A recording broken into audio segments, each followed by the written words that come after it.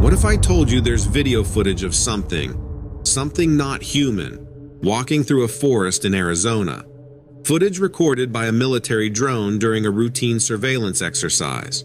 Footage that multiple analysts and contractors saw with their own eyes. But today, that video doesn't exist. It was erased, scrubbed, vanished. Officially, it never happened. But those who were there say otherwise. This is the story of the Fort Huachuca incident, and why the government may have gone to extraordinary lengths to delete 42 minutes of drone footage. Stay with me, because what was caught on camera that day might change the way you see the world around you. It started on October 17, 2014. 3 Army National Guard units were conducting joint aerial surveillance drills outside Fort Huachuca, a base in southeastern Arizona long tied to military intelligence operations. The goal was to test new high-altitude drones equipped with advanced thermal imaging software designed to track movement across rugged terrain. It was all routine, nothing unusual, until one of the drones picked up a lone figure moving steadily through a firebreak on the northern edge of Coronado National Forest. At first, it looked like a man, upright, walking at an even pace, but then the software flagged it as anomalous. The heat signature was too high, not slightly elevated like someone exerting themselves. This was something else, something radiating heat far beyond normal human levels. Cameron Weiss, a 27-year-old civilian contractor assigned to monitor the feed, later described what he saw in a now-deleted Reddit AMA. He said, "It wasn't just warm, it was like a furnace. The entire upper torso was glowing white-hot on thermal. I've never seen a human do that." The drone followed the figure for just over 2 minutes. Then the anomaly stopped walking. It stood perfectly still and, after a moment, tilted its head upward directly toward the drone. At 15,000 feet, that should have been impossible. Yet the analysts watching all agreed. It wasn't a random movement. It was as if the figure knew exactly where the drone was hovering. Seconds later, the video feed glitched. Horizontal static bars, then frame tearing, and finally total blackout. Secondary telemetry systems failed seconds later.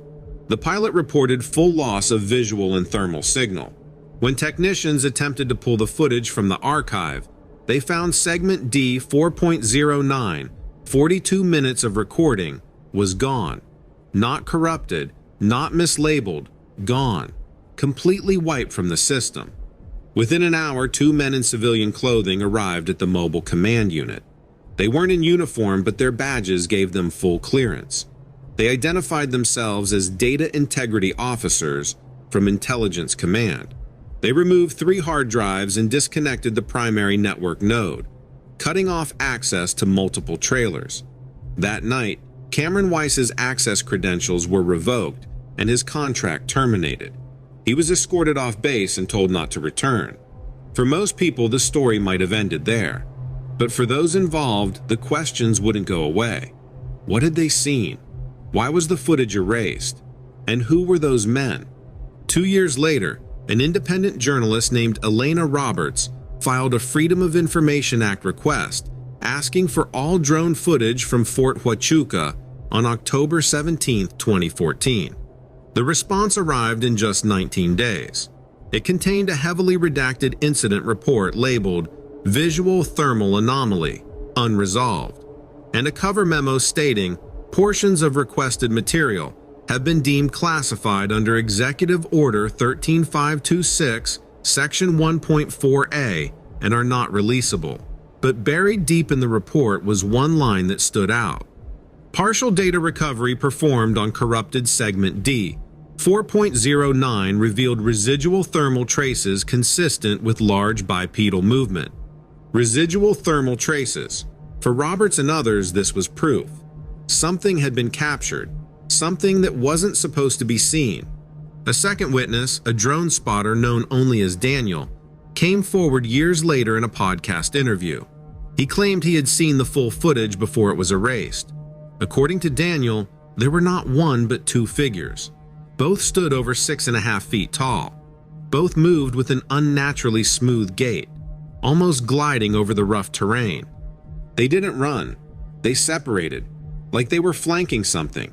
It wasn't human. I know what I saw.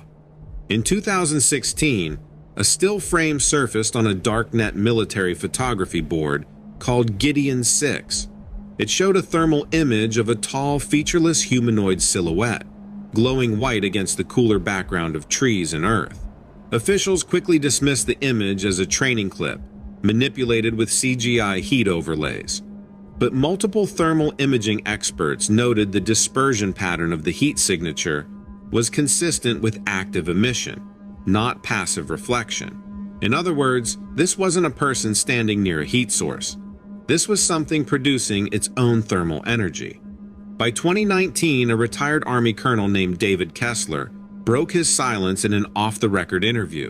When asked about the Fort Huachuca incident, he replied cautiously, "There are things out there in certain parts of the country that we can't explain, and when we catch them on camera, the protocol is always the same.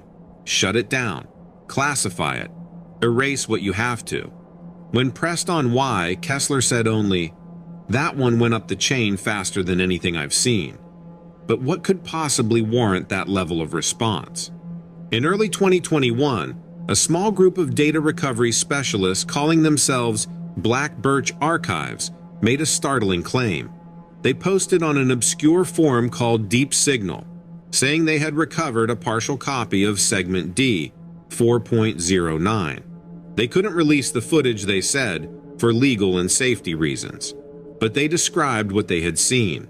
The recovered segment begins as previously described. A tall humanoid heat signature walks along a ridgeline, emitting intense thermal energy. Then, a second identical figure emerges from the trees roughly 80 yards away. Both figures stop. Then they turn their heads in unison, not toward the drone this time, but toward something else. Seconds later, a massive oblong object enters the frame. Approximately 150 feet across, the object hovers silently above the treetops. It emits no heat signature, but its presence distorts the surrounding thermal field, creating ripples like heat waves on asphalt. The drone's audio picks up a low-frequency hum rising in intensity. Suddenly, the object emits a sharp infrared flash. The camera feed distorts violently, static filling the screen. Then, for a single frame, the feed shows what appears to be a close-up of an elongated, featureless face. Two hollow depressions where eyes might be. The image freezes. Then the feed cuts to black. When asked why they didn't release even a single frame, Black Birch cited threats. 3 of their members reported being visited by men claiming to be from a Defense Digital Service audit team. Their homes were searched, equipment was confiscated, and they were warned that releasing classified material would result in prosecution under the Espionage Act. Days later, their website and social media accounts vanished. Meanwhile, reports of tall, pale figures continued near Fort Huachuca. In June 2021, hikers in Coronado National Forest claimed to have seen 2 humanoid shapes standing motionless in the distance near Miller Canyon. One hiker experienced a sudden nosebleed and dizziness moments later. When they attempted to photograph the figures, their camera malfunctioned. So what was caught on camera that October afternoon? Was it an experimental military program, a surveillance glitch, or something far more unsettling? Non-human entities operating in remote areas, aware of and reactive to our observation. We may never know. The footage remains unreleased. The witnesses have been silenced, and the questions are left hanging like the weight of an unsolved riddle. But one thing is certain, someone doesn't want you to see what the drone captured that day. And maybe, just maybe, that's for the best. If you enjoy uncovering true accounts of strange and unexplained events, don't forget to subscribe and turn on notifications. Because out there, in the shadows and the silence, the next encounter could already be unfolding. I'm not even sure where to start because my head is still spinning from what I came across outside of Charleston, Maine, a few weeks back. I was up that way on my usual route, literally driving from Bangor to check on a small clinic down near Dexter for some supply requests they had. I work for a medical supplies distributor, so I'm always in the region visiting these smaller facilities. It was mid-afternoon, probably around 3 p.m., and I remember thinking I should hurry if I wanted to make it to Newport for a quick dinner before heading back to my motel in Brewer. Anyway, I was driving along Route 15 and decided to pull over because I started smelling something absolutely awful through the vents. At first, I thought it was a dead animal on the side of the road, maybe a deer that had been hit. It's not uncommon up there. Maine's pretty rural and I've seen more roadkill in my line of work than I ever wanted to. But the smell was different, like decay, but mixed with something older and heavier, if that makes sense. It was strong enough that I actually rolled the windows down to see if maybe it was just coming from somewhere inside my car. It wasn't. I pulled into a small dirt turnout near a patch of woods. I remember this spot in particular because I once had to relieve myself there a couple of years back. Funny how little details stick in your mind. Normally, I wouldn't think twice about weird smells in rural Maine, but something about this was so potent and strangely off that I felt compelled to poke around. The trees were fairly thick, mostly pines and a few birches, and the ground was sloping downhill a bit. The smell seemed to get stronger if I walked in a certain direction, almost guiding me like a twisted beacon. I followed my nose, occasionally brushing pine needles off my slacks. Forget wearing suits up here. I learned that the hard way when I ruined a perfectly good pair of dress pants near Millinocket last year. After about 10 minutes of walking, I came across a small clearing. I'm talking maybe about 15 feet wide, and it was littered with broken branches, disturbed moss, and what looked like small animal bones. I assumed they were raccoon or maybe fox remains, but when I leaned in, they looked bigger, like a dog's or a large coyote's. I'm no forensic pathologist, but I know enough about basic anatomy from my time selling orthopedic equipment that these bones were bigger than your average raccoon's. At first, I told myself maybe it was a hunting spot or something, but there was no sign of hunters or stands. Plus, the smell was so overpowering that I started to gag. I could see these small tufts of fur scattered around, covered in flies, and the stench was just insane. I kept wondering why I was still investigating. I guess morbid curiosity got the best of me. I noticed a sort of depression in the ground to one side, partially concealed by thick brush and some rotted logs. It looked like an old coyote or fox den maybe, but bigger. The opening was roughly the size of a manhole, but more vertical than horizontal, if that makes any sense. The stench came rolling out of that opening like something was dead or dying inside.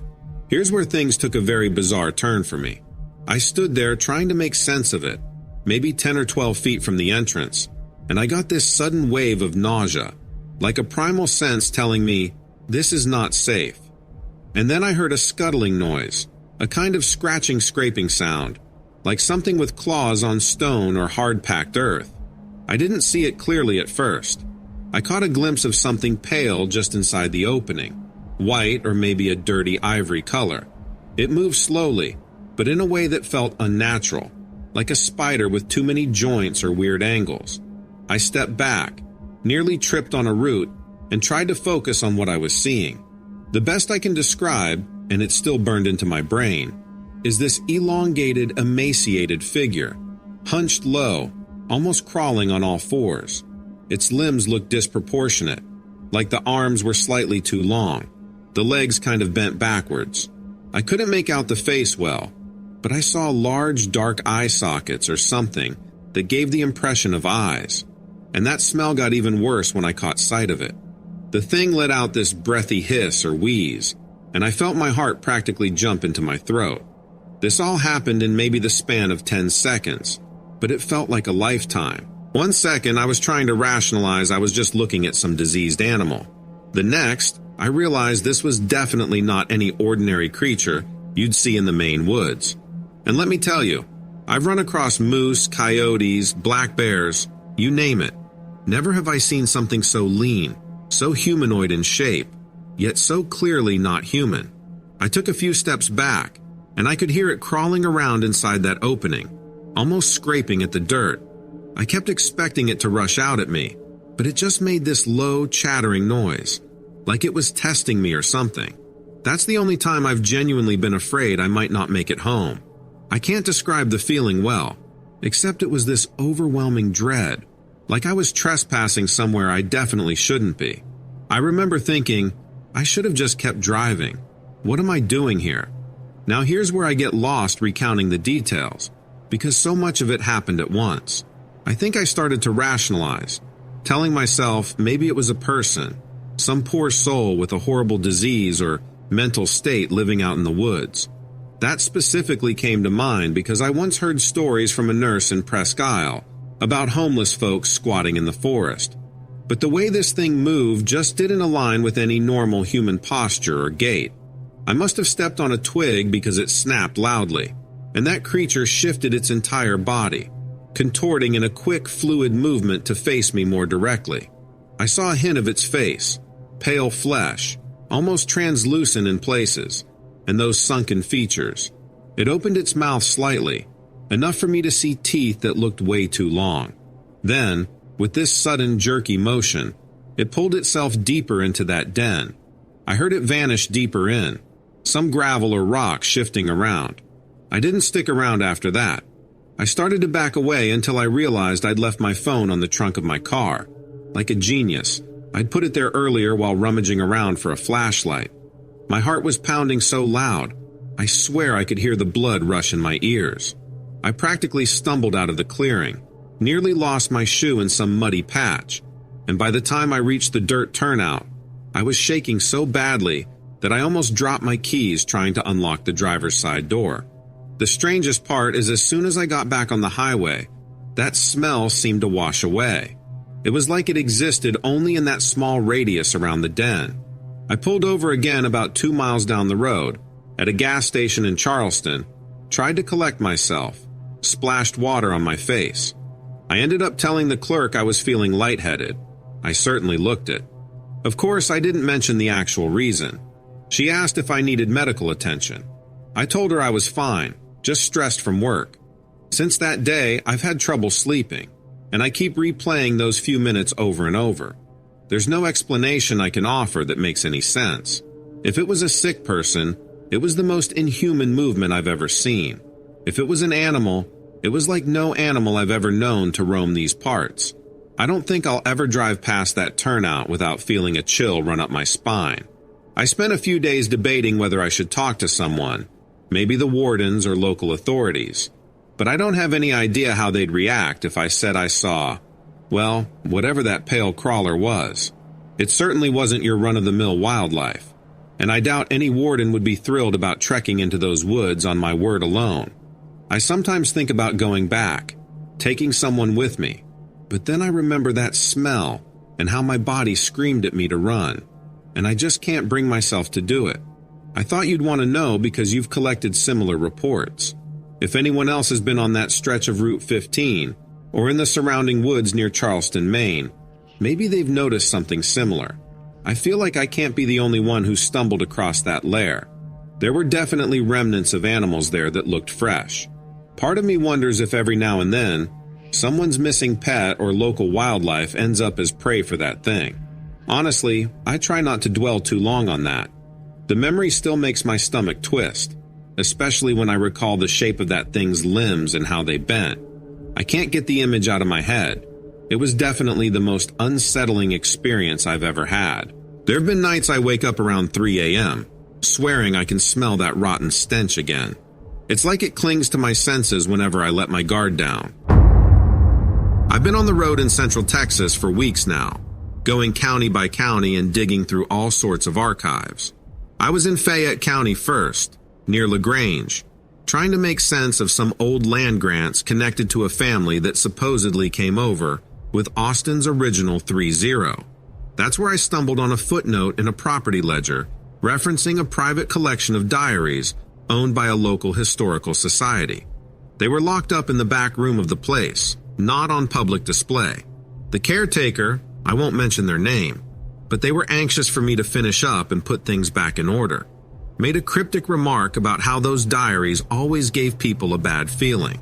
Eventually, I made my way to the Texas General Land Office in Austin, cross-checking the diary's mention of property lines drawn in the 1830s and 1840s. It was here I realized these writings came from a series of different settlers, each referencing the same phenomenon: shapeshifters that emerged under the cover of night, terrifying entire families on the outskirts of fledgling communities. The diaries themselves, from what I could gather, weren't part of any official record, but were donated decades ago by a genealogist who'd come across them in a private farmhouse near Goliad, not far from Presidio La Bahia. The caretaker didn't want to talk about them much. They told me indirectly that folks in the region still remember certain stories, though they wouldn't detail what that meant. When I actually got a chance to read these diaries in detail, I found that while they're a bit inconsistent about exact dates, one entry from 1839, the next from 1842, and so on, they're surprisingly consistent about the disturbing content describing these shapeshifters. One diarist recounted a hardened ranch hand, insisting that sometimes coyotes, or what looked like coyotes, would walk upright when spied through a gap in the cabin wall. Another one insisted a traveling tinker swore he saw a man with elongated limbs bending forward in a weird posture near the banks of the San Marcos River, only to vanish as the lantern light moved across him. This tinker apparently told them no man had movements quite like that, and that it was something between worlds. That's how the diarist paraphrased it. What really caught my attention was how often these diaries talked about secret watchers inside the oak groves around the old frontier settlements. I noticed frequent mention of nighttime shapes that could pass as livestock or stray dogs, but would stand on two legs when they thought no one was watching. One caretaker at a small museum in Gonzales told me, not in so many words, that older folks around there sometimes share hushed stories about cursed men, cursed by some unknown malady, who drifted from one community to another, never settling. The caretaker said folks in the 19th century believed these wanderers might have changed their skins whenever it suited them, though nobody dared confront them directly. It was all secondhand, so I can't cite an exact source, but it lines up with what I read in the diaries. I ended up following a lead from these diaries that took me to Guadalupe County. There's an old cemetery outside Seguin, rumored to have graves belonging to these families who wrote about or encountered shapeshifters. I couldn't verify who exactly was buried where, because so many of the grave markers are worn down and half buried. But I found a caretaker's log mentioning the Singleton clan, which was directly referenced in one of the diaries. That diary recounted an event in 1841, claiming the Singleton family dog would not go outside some nights, cowering and whimpering whenever they heard a particular series of howls that were deeper and more resonant than a typical coyote's. The writer described hearing unbelievably guttural noises, then seeing a sort of silhouette moving along the property line. They never outright said it turned into a human, but they hinted that the shape on the horizon wasn't natural and seemed to carry itself like a person. The father in that diary told them it was best never to speak of such things in polite company. Something else that stood out was a reference to the Comanche and Lipan Apache territories, and how some frontiersmen believed these shapeshifters may have had ancient ties to native legends. I read one diary slip that recalled an encounter described by a traveling merchant. He evidently spoke with a Lipan elder who warned that the watchers could assume the form of any creature they laid eyes on, but they hated to keep that form for too long, like they grew tired or pained in some way. If I'm remembering right, the diarist never identified that merchant by name, but insisted it happened in or near what's now Menard County. While cross-referencing this, I got sidetracked in the Bexar County Historical Archives. I do that a lot. I'll be looking for one name and find 100 other unrelated but fascinating tidbits. There were references to weird stories out of San Antonio around 1850 about wild men glimpsed outside the city limits. Those references weren't specifically called shapeshifters, but the descriptions matched what I'd read in the diaries. Fluid movements, a sense of them being not entirely animal, not fully human either. One settler claimed they'd been bitten by something that looked like a deer, but had humanish eyes. They had a fever for 3 days, then recovered with a nasty scar. That stuck with me because it echoed a mention in one of the diaries describing a wound inflicted by a beast of uncertain figure, though the writer thought it had the eyes of a man. Some folks might shrug that off as some old wives' tale, but the consistency is peculiar. Even though I'm really here to track genealogies, I can't deny the collective dread that emerges when I read these accounts.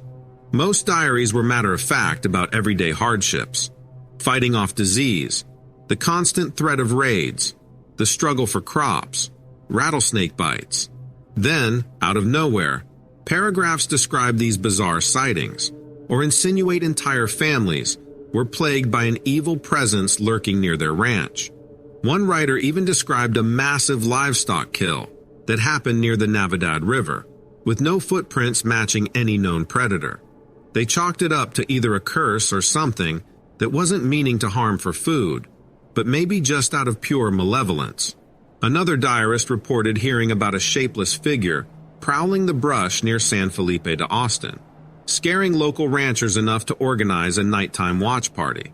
But the diary concluded that watchers never caught anything, though they claimed to see fleeting silhouettes. It's truly strange how these accounts thread through multiple counties. I'm starting to see patterns in the narrative, like mention of these shapeshifters usually goes hand in hand with weird howls and unnatural footsteps. In one instance, the diarist wrote that they heard something running on the roof of their half-finished cabin. They insisted no regular animal could scale those walls that quickly, and they described the fear in their spouse's eyes, like they knew that wasn't just a stray cat or possum up there. They never explicitly said shapeshifter, but they wrote that it must have been a creature that didn't belong to any known species. Apparently, these diaries were originally held in a private family collection, and there's a rumor they all came from a now-defunct Baptist church safe in Caldwell County, though no one has been able to confirm that for decades. I've tried to pin this rumor down, but every time I mention why I'm interested, folks get hesitant. I asked an older gentleman who used to volunteer at the local historical society if he had any guess.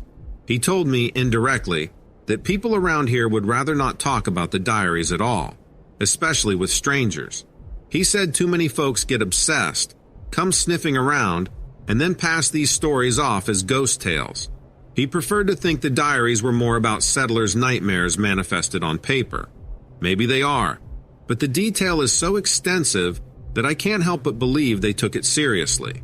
What's even more odd is that some genealogical lines just stop around certain events, like entire families uprooted themselves and vanished from the records after a series of sightings.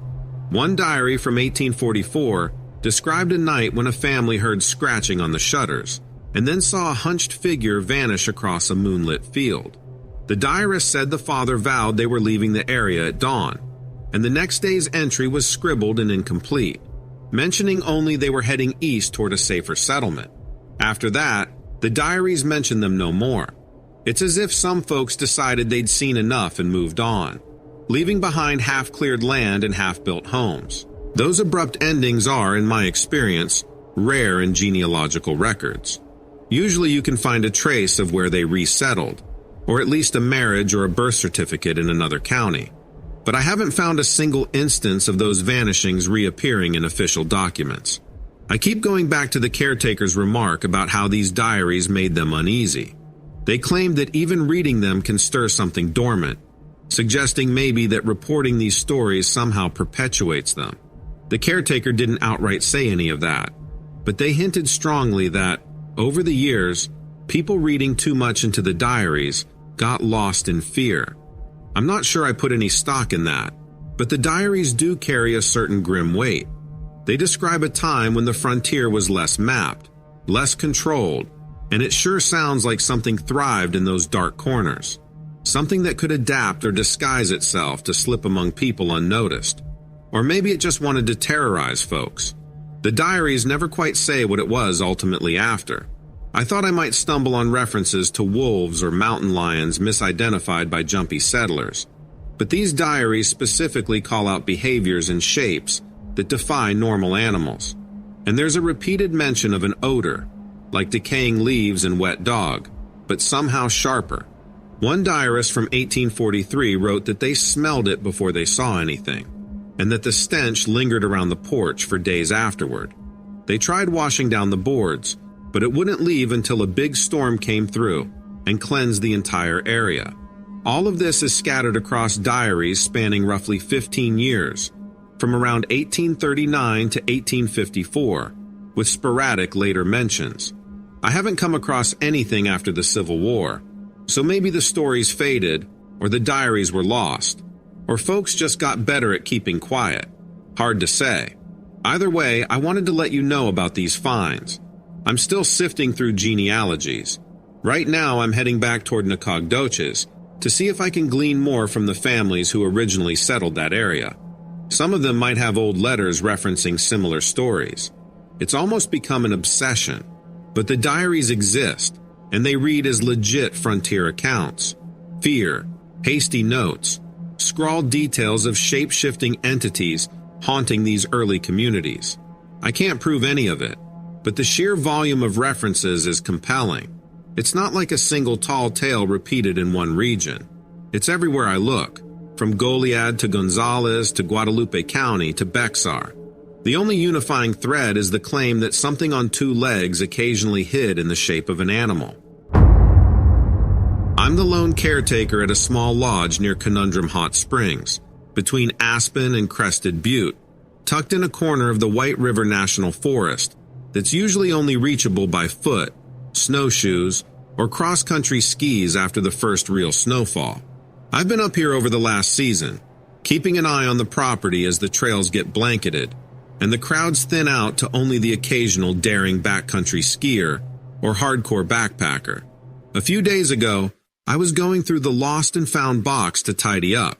Normally, it's just stuff like a stray glove or a worn-out water bottle, maybe a phone charger or two. But this time, I came across something so bizarre, I still can't wrap my head around it. It was early in the morning, right as the sun started creeping over the ridge behind Cathedral Peak. We'd had a freak warm spell that melted some of the snow near the front steps, so I thought I'd reorganize the stuff people had left behind before the next storm blew in. Usually, I just store it in these old chests in the main entryway for a few weeks before packing it out to a local donation booth or dropping it at the ranger station in Aspen. As I rummaged through the standard cast-offs, torn sock, battered energy bar, a cheap wallet with no ID, a small cloth bag tumbled out.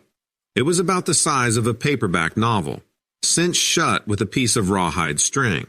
At first, I figured it might be some dried-out jerky or leftover campsite cooking, but when I loosened the drawstring, I almost dropped it.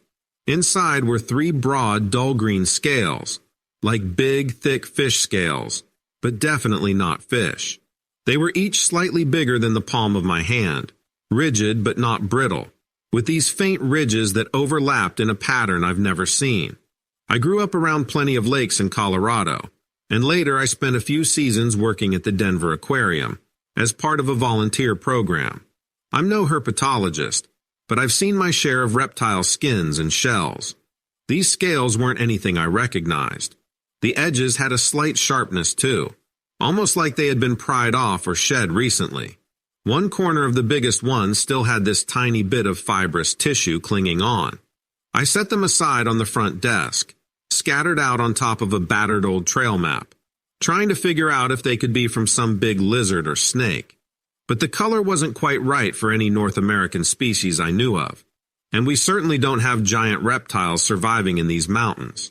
The shape looked more elongated than what I've seen on alligators or large monitor lizards I've read about. I even remembered a documentary about invasive tegu lizards in Florida, but nothing explained how or why such a creature would be up in these high elevations in the dead of winter. And these scales were far larger and thicker than any of those. I started going down one rabbit hole after another, thinking maybe there was some exotic pet that escaped, but that made no sense out here. The altitude alone would be lethal for a reptile adapted to warm climates, wouldn't it? On top of that, I'm pretty meticulous about logging who passes through, especially in the shoulder seasons. There's a sign-in sheet by the front door. Looking back the last 2 weeks, only 4 people came by. 2 were a young couple on a 3-day trek, and the other 2 were avalanche researchers from the Colorado Avalanche Information Center. I guess someone could have stashed this bag without signing in, but it wouldn't be easy to get in or out unnoticed. The only real night access is from the Southwestern Trail, and it's a 5-mile trek in waist-deep snow this time of year. So I started to think back to some weird happenings around here this season. A few weeks ago, I heard some strange scratching at the back of the storage shed. I dismissed it as a pine marten or a fox trying to get at the leftover freeze-dried rations. Another time, I found these unusual tracks behind the lodge, but they were half melted, so it was tough to make out the shape. They looked almost like large dragged footprints with a faint tail impression. But the snow had started to soften that day from a midday thaw, so I chalked it up to a half-dozen animal tracks overlapping. It seemed too improbable that they were from one single creature. Now I'm wondering if I was looking at something unbelievably out of place. There's a local rumor, whispers I vaguely remember from a group of Forest Service folks who came by last summer, about sightings of upright reptilian figures around remote cabins in Pitkin County. Supposedly, people have stumbled upon them near old mining sites. One staffer mentioned an area near Independence Pass that was always rumored to have some secret bunker or government facility, but I wrote it off as local folklore. Now I'm trying to connect dots that probably have no business being connected. But these scales, I haven't shown them to any official or authority yet, because I'm not entirely certain how to explain them without sounding like I've flown off the handle. I'm not looking to create a spectacle, but I also don't want to just accept that something that big and distinctly reptilian went wandering around out here. It makes me wonder if there's some clandestine experiment going on. Years ago, there was talk of certain labs around the state, not quite like DARPA, but hush-hush enough that your average person wouldn't know about them. Back when I lived in Idaho Springs, I'd sometimes hear stories about the tunnels under the Denver International Airport, or how NORAD and Cheyenne Mountain might be involved in off-the-books research. I try to keep a rational head, but that kind of chatter always crops up when things don't add up. I realize it sounds wild, but these scales are in my hands. I've touched them, tried to scratch them with a box cutter to see if maybe there's some synthetic material, but they just scuff strangely, like a real organic shell. I can't even figure which direction to go with them. If I drop them at the ranger office, they'll probably think I'm playing a prank. If I try to mail them to a lab, that feels like it could draw the wrong kind of attention. Right now, I have them tucked away in an old metal recipe box behind the front desk. I find myself half expecting that cloth bag to vanish if I don't keep an eye on it. You might have heard or read similar things on your YouTube channel, so I'm putting it all out there because I don't know who else to trust with this. There's no one else in the lodge right now. Last night it stormed heavily, and I didn't sleep well thinking about what, or who, might still be wandering the periphery of this place. 2 days ago, I was sure I was dealing with a mundane caretaker job, a few chores, a lonely winter routine. Now my mind's spinning 100 ways about whatever left those scales and how it got so close without me noticing.